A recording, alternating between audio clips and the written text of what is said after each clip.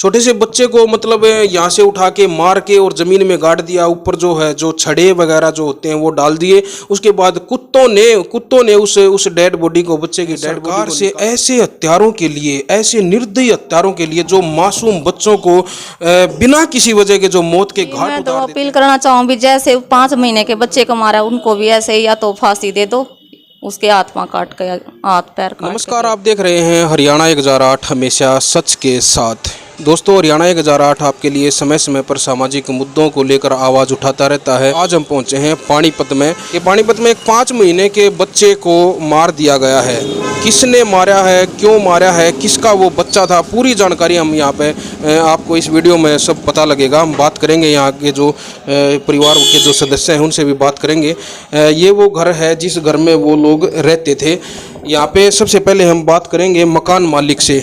मकान मालिक से पूछेंगे कौन लोग थे, किन का बच्चा था और किसने मारा है, क्यों मारा है। सारी बातें आपके सामने हरियाणा 1008 यूट्यूब चैनल पर। हमारे साथ जो यहाँ के जो इस मकान के जो मालिक हैं, यहाँ के ओनर हैं, भाई जगदीश जी हैं और साथ में उनकी मिसेज हैं। हम इनसे बात करेंगे, पूछेंगे सारा जो मामला, जो क्या मामला है। भाई साहब राम राम। राम राम। ये जो 5 महीने का जो मासूम बच्चे का जो मर्डर हुआ है, जो हत्या हुई है, ये सारा जो मामला क्या, सबसे पहले तो मैं जानना चाहूँगा कि उस मासूम बच्चे का नाम क्या था। कार्तिक नाम था उसका जी। कार्तिक उस बच्चे का नाम था। तो आप यहाँ के जो मकान मालिक हैं, वो जो पूरा परिवार आपके यहाँ पे जो किराए पे रहता था, पूरा परिवार, वो कहाँ के थे और कितने दिन से आपके मकान पे किराए पे रह रहे थे? वे सामड़ी गांव के रहने वाले हैं।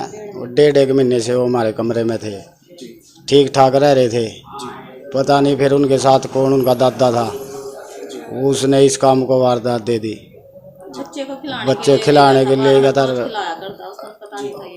उसको ये पता नहीं था कि ये ऐसा काम भी कर देगा। उनके कुछ बच्चे को लेके वो फरार हो गया। हम तो सुबह जाते हैं, शाम को ही आते हैं। दिन में ही उसने ये काम कर दिया। हम तो इतना काम पाए, हमको तो शाम को पता लगा कि भाई ऐसे ऐसे करके बात होगी। वो ढूंढते रहे 2-3 दिन तक। पुलिस केस होया उनका, पकड़ा गया वो। फिर उसने वो कबूल करा कि मेरे ने तो वहाँ दाब रखा लड़का। जब वो उसका लड़का और उसकी दादी, जब ये परिवार जाके उसको लेके आए पुलिस के साथ, यहाँ से जो बच्चे को उठाने के बाद वो पता लगा कि जींद उसको लेके गया है, जींद में, और वहाँ पे उसको मतलब मार के उसने ज़मीन में गाड़ दिया। तो 2-3 दिन के बाद उसने जो है डेड बॉडी बरामद करवाई है वहाँ से। जब हाँ पुलिस ने उसका रिमांड लिया, जब पुलिस ने वो बॉडी बरामद करवाई उससे, जब पता लगा कि उसने हाँ वहाँ है वो लड़का। जो हत्यारा है उसकी उम्र कितनी है? ऐसा होगा जी, वो भी 40-45 के करीब ही है जी।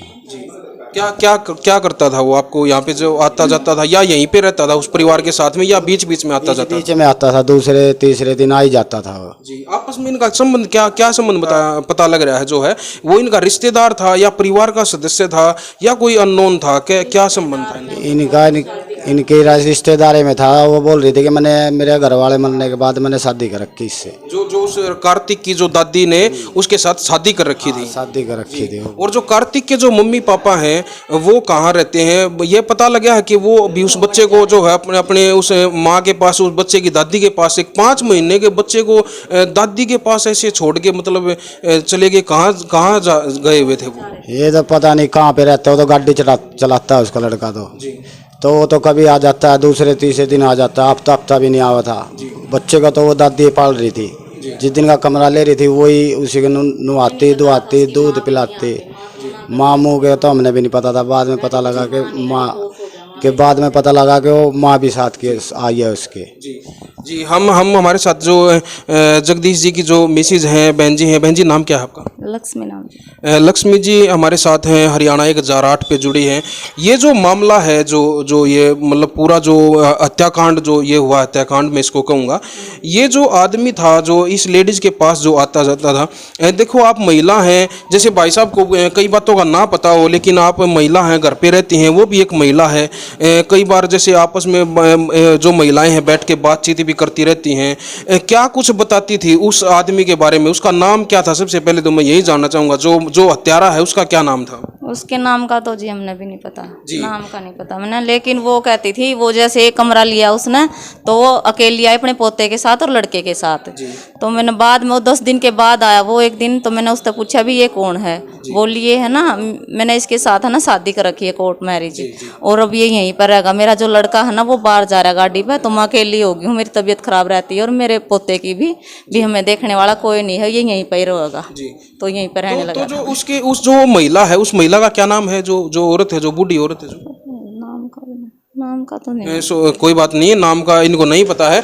लेकिन देखिए, जब मैं आपसे मतलब यहाँ पे एक सवाल खड़ा होता है, जब वो आपके पास यहाँ पे किराए के लिए रहने के लिए जो आए, जो आपके मकान में, तो आपने नाम वगैरह की उनकी सब चीज़ों की तसल्ली नहीं की आपने? नहीं करी जी, ऐसा कुछ मतलब आज तक हुआ ही नहीं था। अभी नाम भी बाद में पता चल जाता है, नाम का भी नाम के है, लेकिन लड़के के नाम का पता था, जो कमरा यहाँ पे लिया था लड़के ने भी मेरा नाम कैलाश है, और उसके बच्चे के नाम का पता था भी मेरे बच्चे का नाम कार्तिक है। वो कैलाश की माँ जो यहाँ पे जो रहती थी अपने छोटे 5 महीने के पोते कार्तिक के साथ, वो यहाँ पे रहती थी। तो मैं यहाँ पे पूछना चाहूंगा, जो कार्तिक, जो 5 महीने का जो कार्तिक था, उसके जो मम्मी पापा, जैसे पापा के बारे में तो जो जगदीश भाई साहब बता रहे हैं कि वो गाड़ी चलाते थे, भाई ठीक है, वो काम धंधा अपना करते थे, 1 दिन में आए, 2 दिन में आए, 10 दिन में आए, वो तो कोई वो मैटर ही अलग है। लेकिन जो उसकी जो वाइफ है, जो कार्तिक की जो मम्मी, वो कहाँ रहती थी? वो उसने कैसे अपने 5 महीने के बच्चे को बता रहे हैं कि वो छोड़ के कहीं पे गई हुई थी? क्या ये पूरा मैटर समझ से बाहर हो रहा है? ये मैटर ये है, तो जो इनकी है ना, कह रहे थे ना वो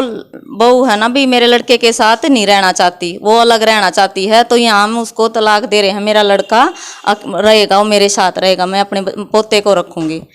ये बात हो रही थी भी मेरा तो हमारा जो आपस में तलाक वगैरह का झगड़ा चला हुआ। हाँ, बोले थे भी मारी कया सुनी, मारी भी बनती नहीं एक जगह, वो भी लड़का मैं ही रखूंगी उसका, मेरे साथ रहेगा लड़का। और जब ये हत्याकांड हुआ है, कार्तिक को मौत के घाट उतार दिया, एक निर्दयी हत्यारे ने उस मासूम बच्चे को मार दिया, उसके बाद उसकी माँ जो है वो यहाँ पे आई, यहाँ पे उसने मतलब क्या आके उसने देखा भाई एक बच्चा जो उनका 5 महीने का जो एक मासूम बच्चा, एक खून की बूंद जो जिसको एक हत्यारे ने बड़ी निर्दयता के साथ उसको मार दिया है। उसके बाद वो माँ आई यहाँ पे, हाँ आई, बहुत परेशान हुई, रोए पिट्टी बहुत, ढूंढा भी उसको, बहुत परेशान हुई, वो भी मेरा बच्चा था, मैं इसको यहाँ पे ठीक ठाक छोड़ गई थी भी, चल मेरे साथ नहीं बन रही है तो मेरे बच्चे के साथ अच्छी तरह, मेरे बच्चे को अच्छी तरह रखेंगे भी, मेरे साथ नहीं बन रही है तो इनकी मैं अलग रह लूँगी, लेकिन मेरे बच्चे को अच्छी तरह रखो, इसलिए छोड़ कर चली गई थी वो।